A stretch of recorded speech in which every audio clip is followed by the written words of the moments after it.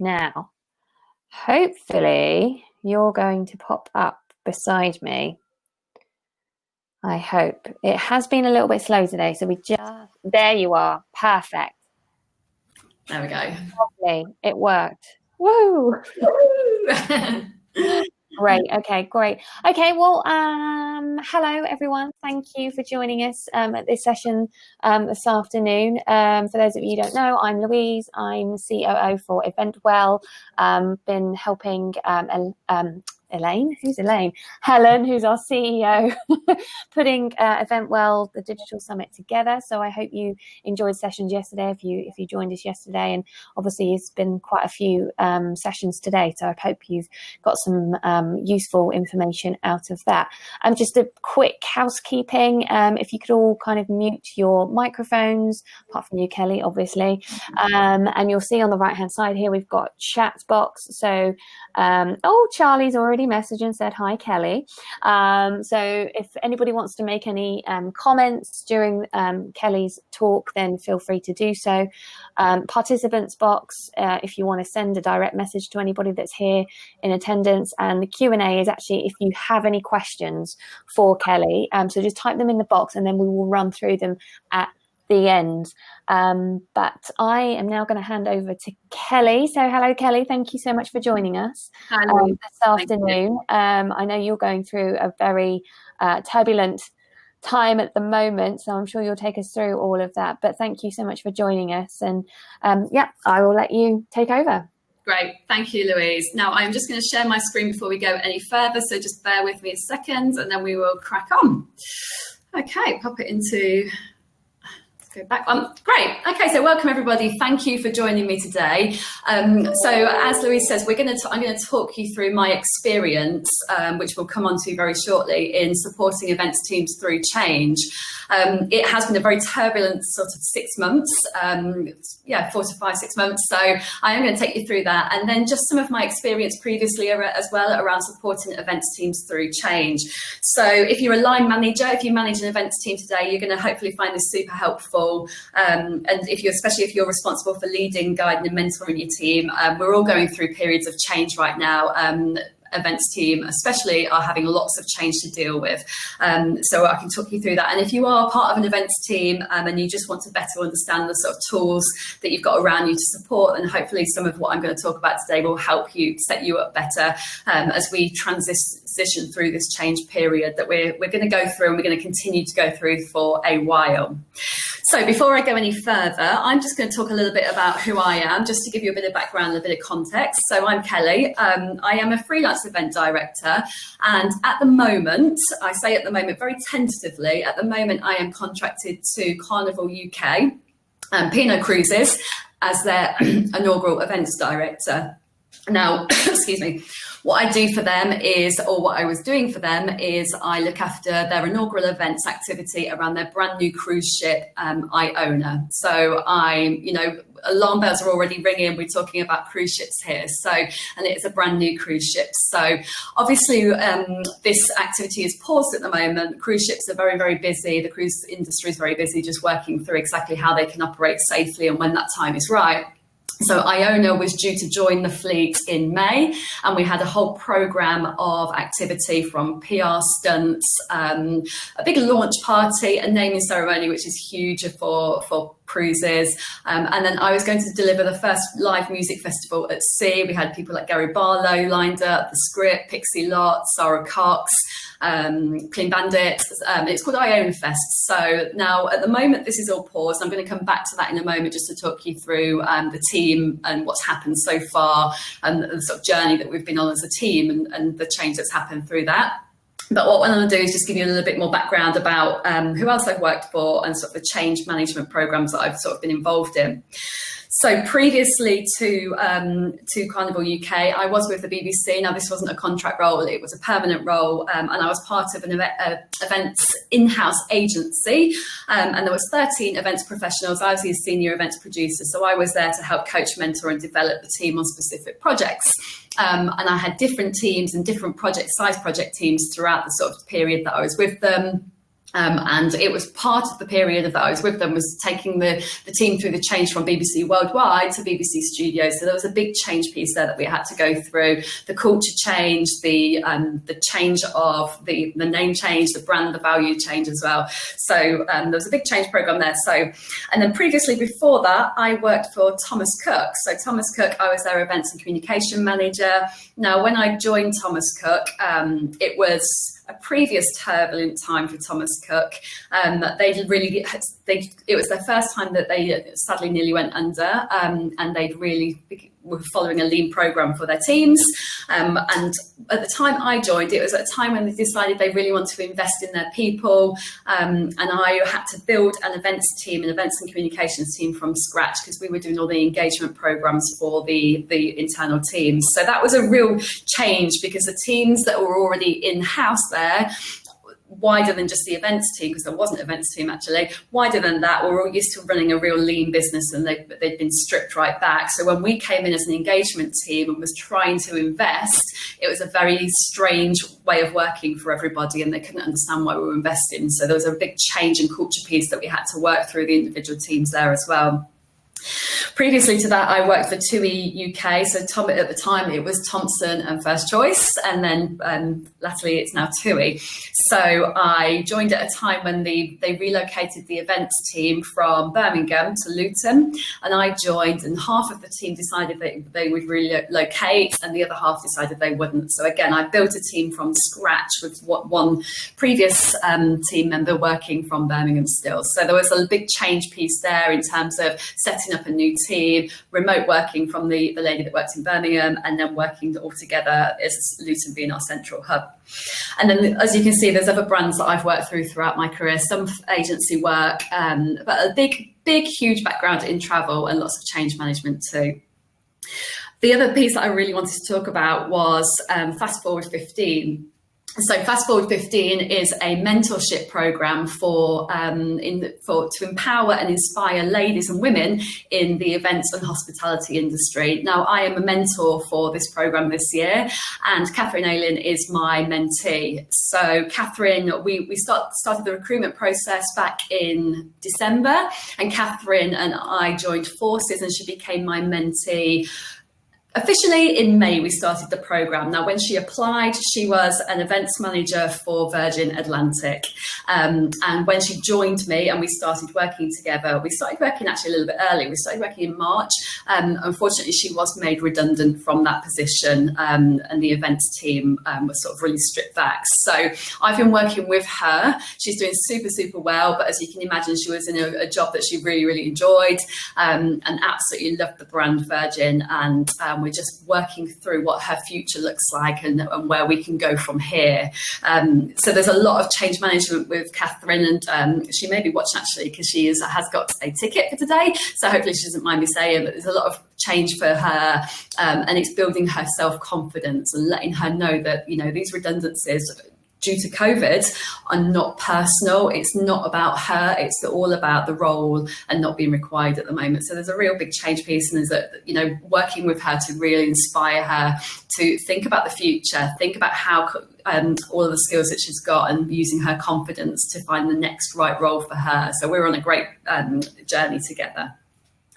That gives you a little bit of background then. So I'm just going to talk a little bit more first, because this is going to be my case study for today.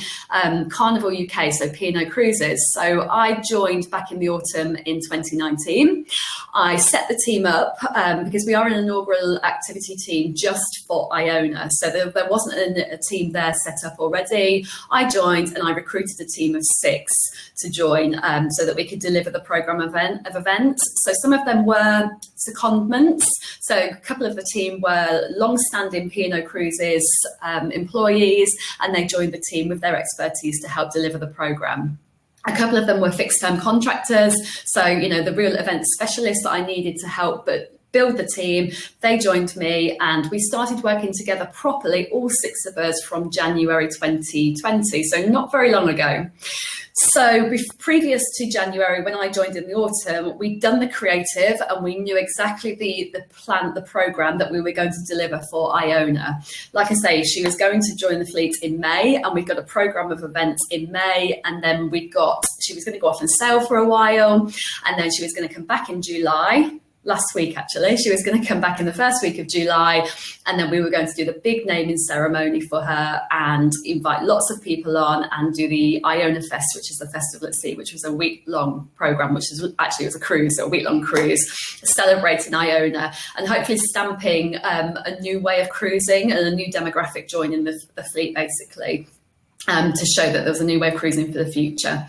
So where we got to, early January, February, the creative was done. We were really happy and the team were working through the logistics. So we were all working together on all the operational side of things, like how operationally from the port's perspective, from the maritime perspective, are we going to make these big stunts work? How is that going to happen? Make sure that everyone's happy with that piece. The delegate management piece, so working through communications plans, the save the dates, the invitations, all of that side of things, and then starting to work with all the talent to think about making sure that they'd got everything that they needed. So we were really in the detail by this point. March came round, and obviously we were all starting to ask to work from home, which is what Carnival now do. All of the Carnival team and the P&O team all work from home. So that happened, and we, at this point, early March, we were very much, okay, well, that's fine. We'll move to remote working, which had its own challenges in itself. Within a week, it went from being only come in the office if you really needed to everybody, now you are going to be set up from home. We're sorting Zoom out for you. You need to make sure you take your laptop from home and your Wi-Fi connection is good, and then let's just get on with it. So we'd got a really, by this point, March was only a couple of months away from delivering Iona. So we'd got ourselves our project steering groups all set up, which were weekly, lots of different teams internally. Our external suppliers were joining as well. So we were in a really good role, and we were really setting ourselves up for success.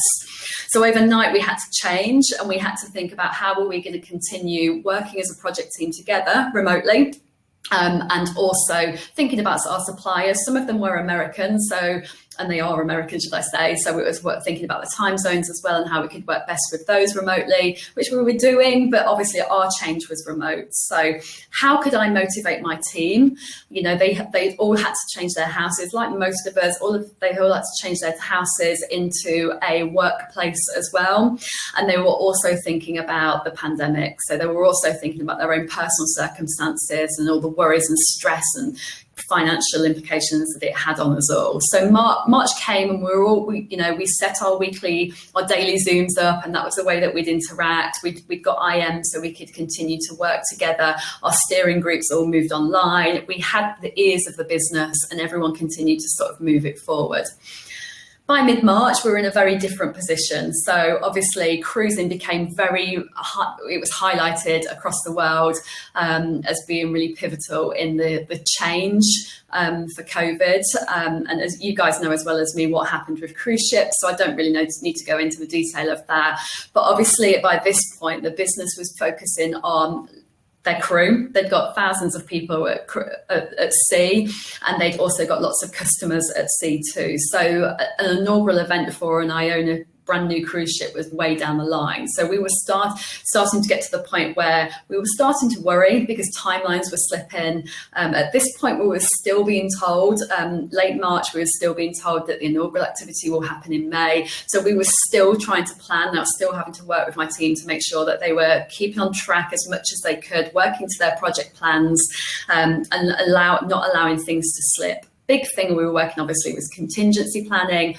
And then I was working with them individually on their well-being, so their personal well-being and their mental well-being, have those one-to-ones with them to make sure that they were comfortable with their way of working.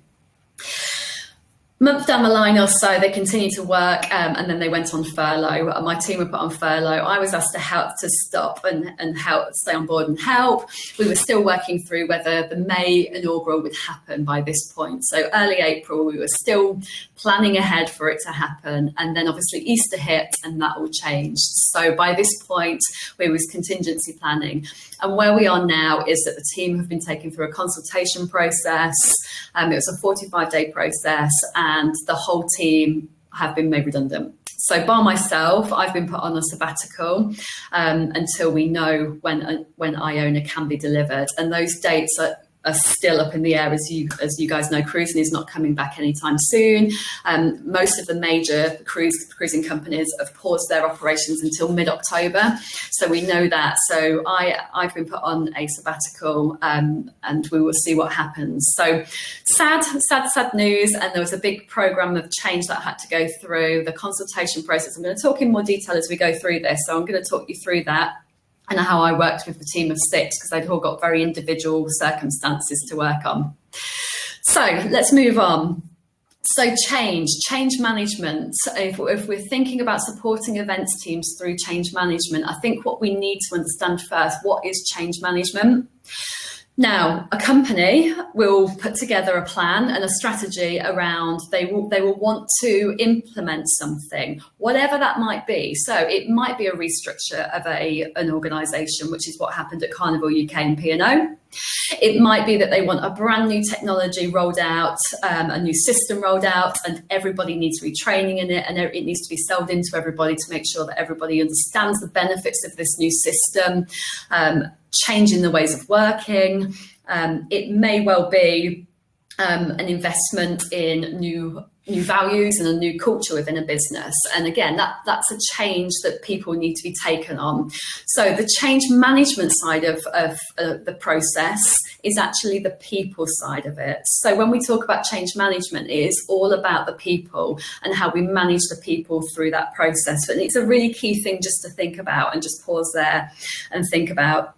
So it's not around the process. It really is around the tools and techniques that we use to manage the people side of the change. And it will help and support the desired business outcomes. That's really, really key. But it's also about the well-being of the people that we're taking on that journey too.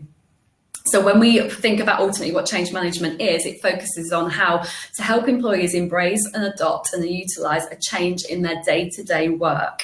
So that's really, really important. Now, why is change management really crucial? And it is crucial. And I just want to touch on this before we go into the detail of how we support our teams through change. If we get this wrong, then it can be really detrimental to the business, to a person's reputation, and to the well-being of our staff and our colleagues. So it's really important that we think about this and get this right. So if we get this wrong, then financially, it can be extremely costly to the business. So if you're implementing a new system, and there's a big investment there already on the system, if you don't take your people through that journey, get their buy-in, get their engagement, give them their opportunity to feedback, to have their say around it, to use their expertise, then it will fail. They need to be people that are going to deliver this, your colleagues, your teams, need to be taken on that journey. It's really important. And if it gets to a point where a new system is implemented and the team that are delivering this new system are not on board, then at the end of the day, it's going to affect your customer and the customer experience journey. So you've got to remember that will definitely affect your finances. We know these things, but I'm just going to stick them out there just to think about for a moment. Employee engagement. If we don't get this change management right, whatever it might be, and there's lots of different scenarios on change management, if we don't get it right, your team will feel disengaged, demotivated, and undervalued. If you don't get the journey right, if you don't let them come on board on that journey, it will ultimately affect that person inside and how they deliver that work as well. And a really key thing that I've noticed with big companies lately, and it's a real shift in change, especially from a customer point of view, if you get this wrong, if you get the people piece wrong, so if you don't look after your employees properly on this change journey, then your customers will be unhappy too. So it's about brand reputation. It will damage your brand if you don't look after your teams and take them on the journey. So, we're living on an online world now. So, we want to know about these brands. So if I think about a Carnival and P&O perspective, I think about P&O. If we took the team on that consultation process journey in the incorrect way, these colleagues, these members of my team will go and tell their families, they will go and tell their friends, they may even talk about it on social media. It will get into the press. And how companies look after their teams now is really, really important, and it will damage your brand if you don't do it correctly. So I'm just going to move on. So when I'm thinking about Carnival UK and the process of the consultation process that I had to go through, to get it right, I really had to be a leader, and I had to think about what are my leadership qualities that are going to be needed to take my team through it. Yes, it's a really, really awful situation for everybody to be in, but I had to think about the fact that me as a leader, I have the ability to lead these people through the change.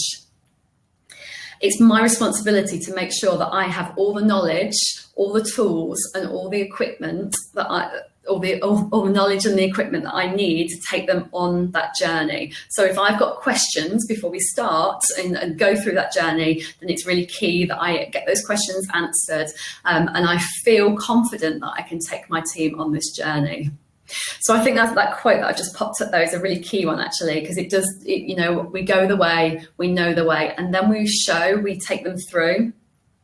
If you don't take your team through in a professional, personal, authentic way, then it can come across in a really different way. So if I'm not professional around the way that I tackle the consultation period, if I'm not personal with it, and if I'm not authentic, then I will come across as disingenuous, unsympathetic, and impersonal. A good line manager will coach direct reports through their own personal journey, and a person in leadership will make or break this journey. So when I'm thinking about showing up as a leader, so I found out a week before, just checking my timer, sorry. I found out a week before that my team were going to be put under consultation.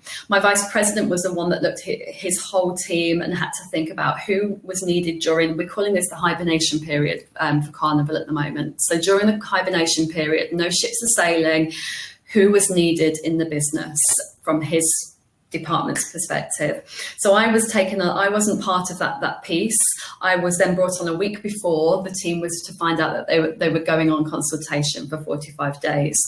So at that point, I had to think about these key tools that I needed to make sure that I was equipped to take my team on a change journey. Now, these key tools that I'm just going to talk through in a minute, it's not just for consultation, it's not just for the restructuring of an organisation. These key tools will help you as a leader to think about whether you've got to implement a new system, whether you've got new values and a new brand that you've got to instill within your colleagues. So they really, really are top tips that you can take away and think about and start planning if you've got a change management process coming up in the future, which we are. And I'm going to talk through virtual events, actually, from live events to virtual events, just to give you a different example from just restructuring. But at the point when I was told I was going to take my team on this journey through the consultation, I had to, my key number one is around communication. So I needed to have a communication plan. Now, the organisation themselves had a communication plan. They knew they had a framework.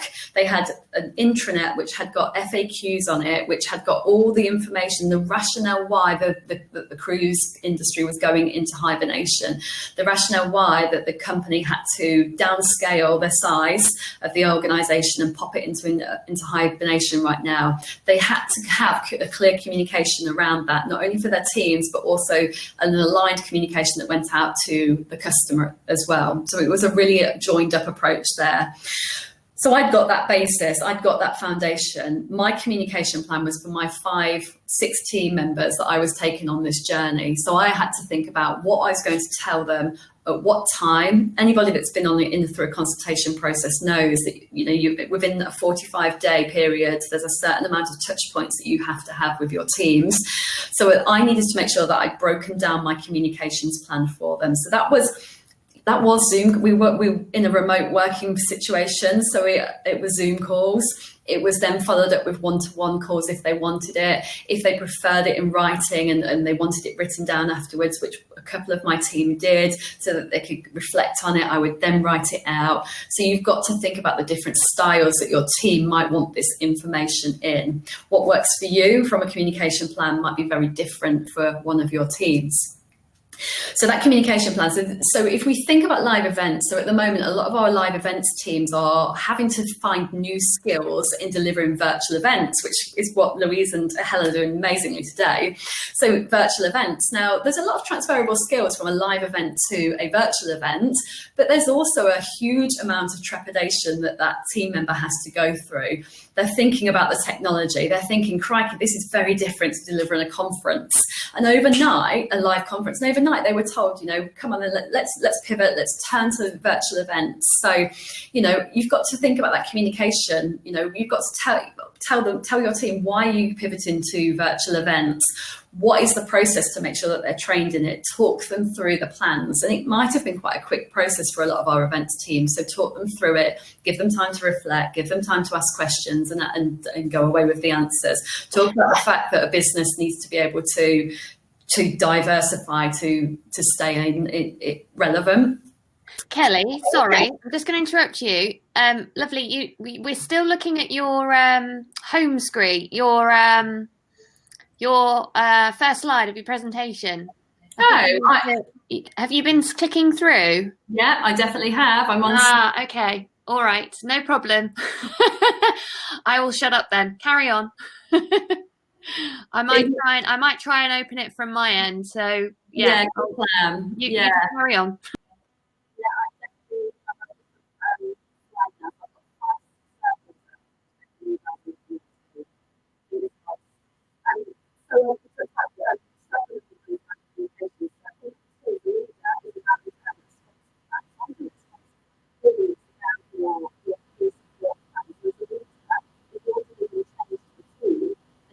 No, who can you go to for help?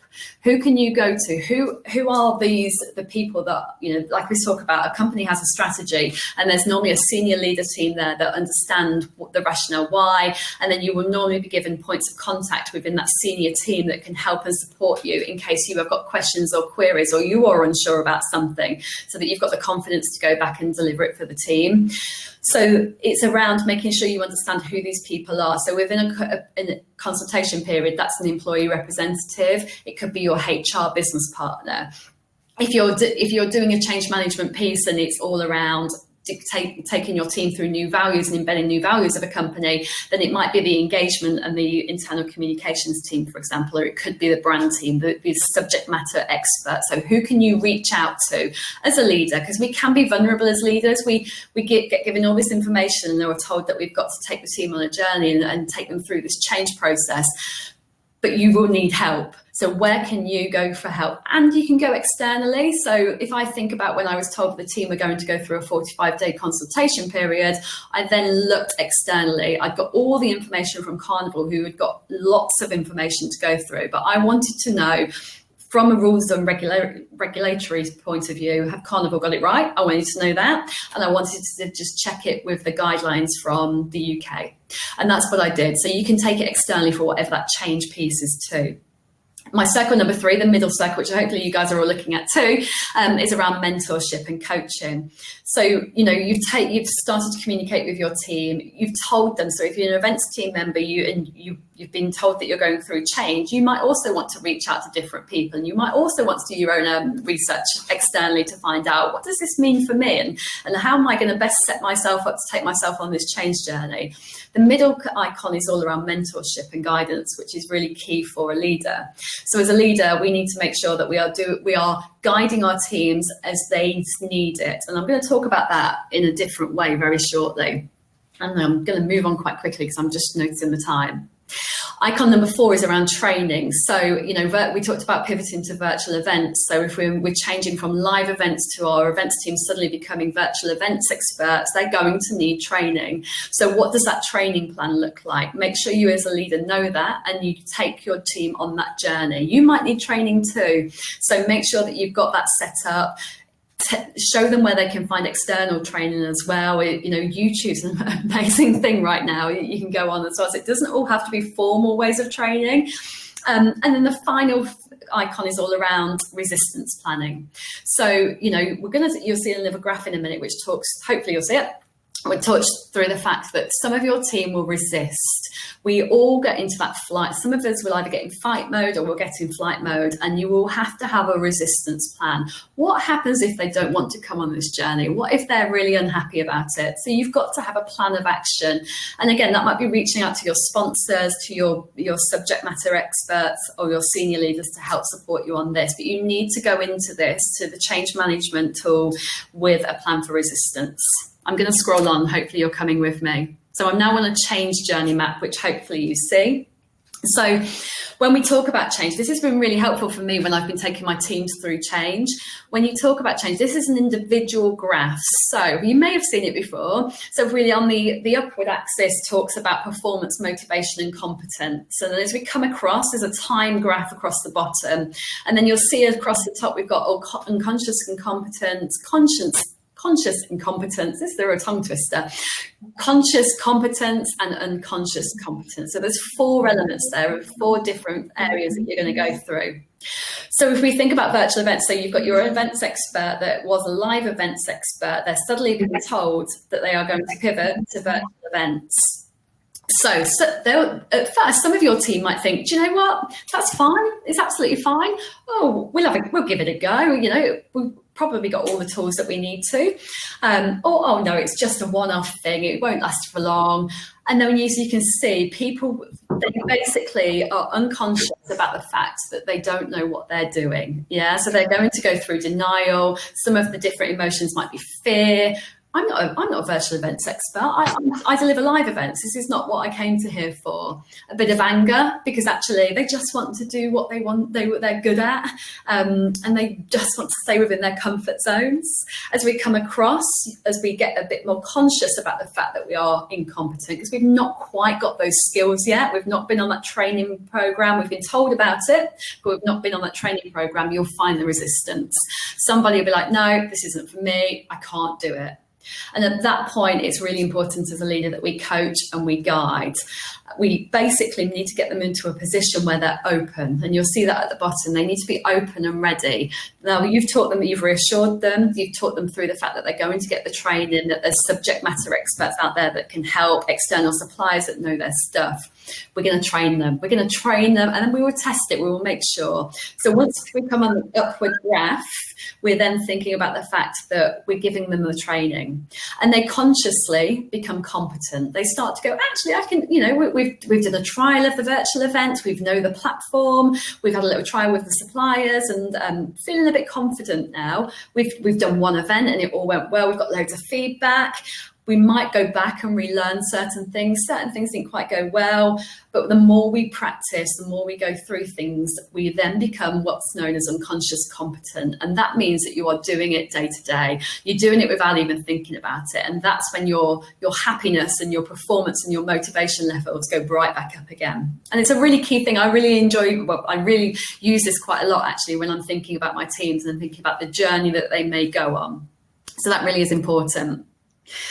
I'm coming up. I'm nearly there, so don't you worry. So what I wanted to just talk about now is individuals. So we are coming on to the fact that you have to treat everybody as an individual. And this quote here, which hopefully you're looking at, to treat everyone equally is offensive.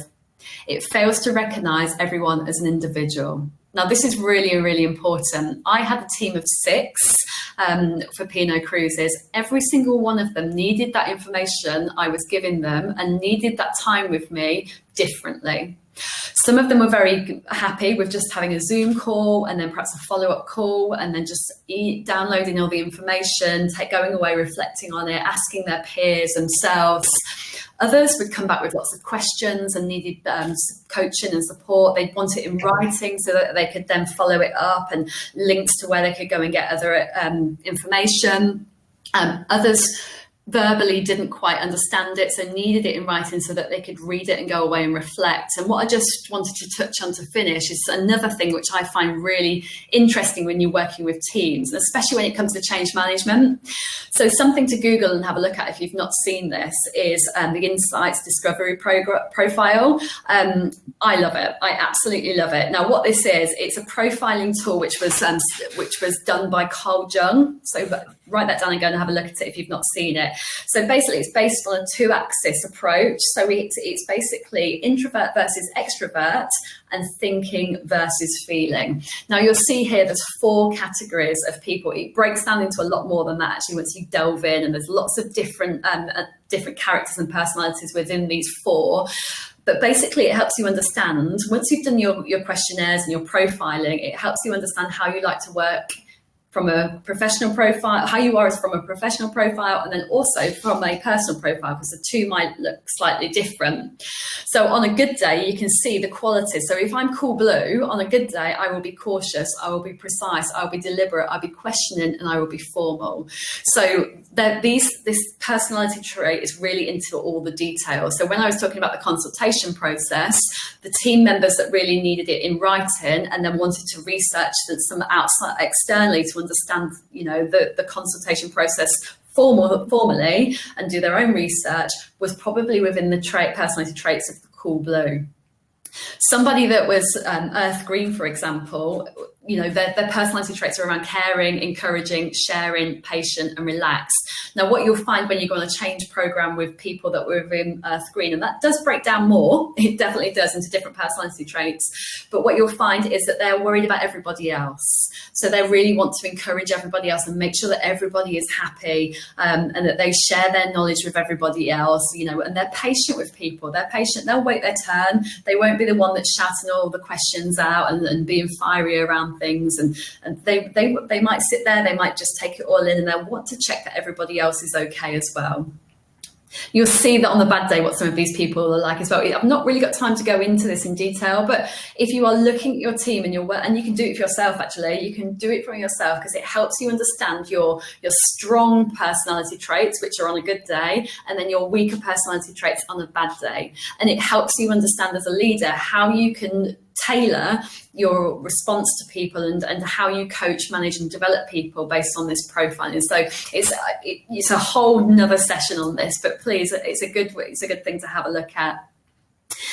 My final thing that I just wanted to finish on was this. So on all change management programs, it is about the people. It's really important that we say that the change management is the way that we manage our people through that change. And you as a leader are the person that can help them and will mold that experience to make sure it's either a positive one or a negative one. And you as a leader are the person that needs to make sure that they're equipped and got the tools to be able to do that. So this here, just to finish it off, a quote from Charles Darwin: "It is not the strongest of the species which survives, it is the one who is most adaptable to change." So that's me. So that was really a whistle-stop tour on change management and the sort of tools that you can use. So I will stop sharing and I will let Louise let us know if we've got any questions that we can come back to. Hi, let me just put my camera back on. I don't know, we had a few issues. I'm not quite sure why we couldn't see you changing your slides. So I did go on and share my screen and got to the end and I was sharing your slides. So I'm hoping people saw that, but apologies, I'm not sure if that worked or not. But anyway, thank you so much, Kelly. That was great and really good, really insightful and great for all of us leaders, that we have got those of us that have got teams, because we're all struggling. And I suppose as a leader, like, our teams are looking to us right now for guidance. And yeah, so it's been really helpful. Thank you very much. There are a couple of questions that Charlie has said. She said, who was the creator of the insight discovery model that you shared? Yeah, a guy called Carl Jung. So Jung. Carl Jung. Okay, I'll just type that in there. Or in fact, I'll type it into the chat. So Carl Jung, for those of you. You can go on and actually to do your own personal profiling as well, because it really helps you to understand, like as a leader as well, like what your personality profile is. I'm red, I'm very red, and a lot of, you probably find a lot of leaders are red actually, because it goes within that driver, the motivator, the director sort of level. Not director as a level within hierarchy, but more around somebody that will direct, coach and develop people. But it's really insightful to just look at it from a personal perspective as well, because then you know that you might need to tailor how you work with your teams, with your traits too. Absolutely. I would have put myself in the earth green. Yeah. So, I don't know. It's funny, isn't it, when you look at it and you're like, oh, okay.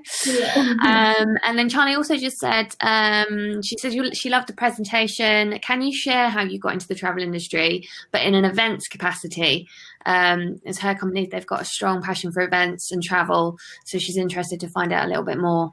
Yeah, so I started, my career's always been in travel. So I started with Haven Holidays actually back in the day, on the sort of events teams when I was at university, on the entertainment teams. And then when I finished university, I joined their regional entertainment manager team. So I became the people that did all the recruiting and training. But what that basically did was it basically gave me the opportunity to work on events too. So we were a regional team of 4, and I was the one that did all the engagement piece for all of our entertainers. So I did all the conferences at the beginning of the season. I did all the engagement business updates through the year. I did the awards evenings at the end of the year. And it became obvious that I was the one that needed to be sort of in events.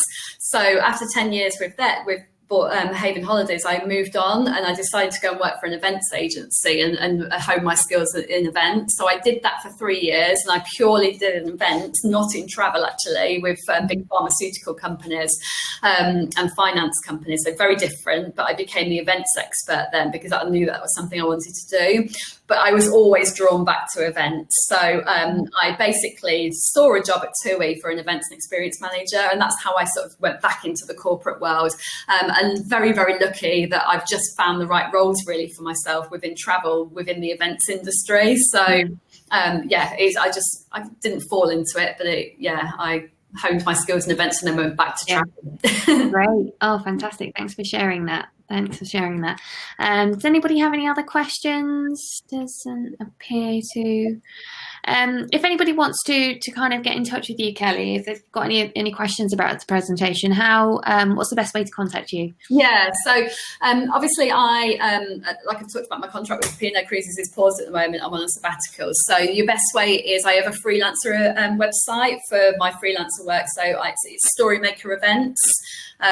Just as it sounds, storymakerevents.com, and my email address is on there, or you can find I'm on sort of LinkedIn, Kelly Frew on LinkedIn, and I've got all the sort of social medias, Instagram, both for Storymaker Events and for Kelly Frew as well. So yeah, reach out. Wonderful. Thank you. That's awesome. Well, thank you so much, Kelly. It's been wonderful to hear from you this afternoon. Thanks for such a great presentation. Yeah. And hopefully we'll see you at future EventWell events. Have a great afternoon, everybody. There's still more sessions this afternoon, and maybe some of you can pop along to the networking drinks at 5:30. Then perhaps we'll see you there. Thanks. All right. Take care, guys. Bye-bye. Bye.